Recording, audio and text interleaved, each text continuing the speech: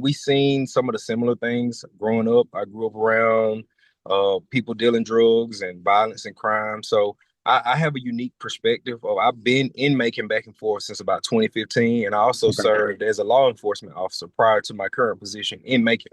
That's Jeremy Grissom, Macon's Violence Prevention Coordinator. He grew up near Union City and Fairburn, Georgia, and now shares his thoughts on the current state of violent crime. He says the current rate of crime has a lot to do with the COVID-19 pandemic. I think nobody talks about the boom of violence across the country after COVID.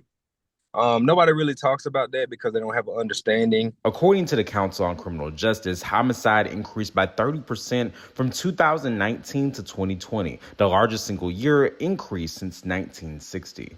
Sheriff David Davis said this month the rate of violent crime here in Bibb County is down 30% when compared to this time last year. It's definitely progress, but we have to change the way we look at crime. I think it's about who's analyzing the data.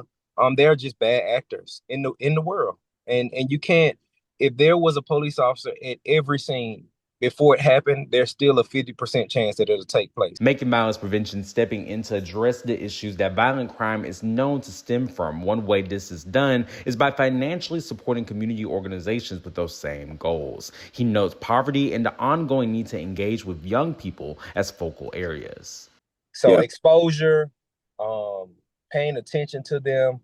And then when you start to talk to kids and get involved with kids, then you start to find out other things that may be going on in the home, right? And then you can treat what you don't know. Grissom also says there's a need for responsible reporting on violent crime. When you start to talk about livelihood and how people view their community, there has to be another level of responsibility on what's the facts and what's the clickbait. And when you start to talk about people that are losing their lives, when you start to talk about violent crime, when you start talking to people who live in the community, you got to be very careful how you paint those narratives. I'm Destin Howard reporting.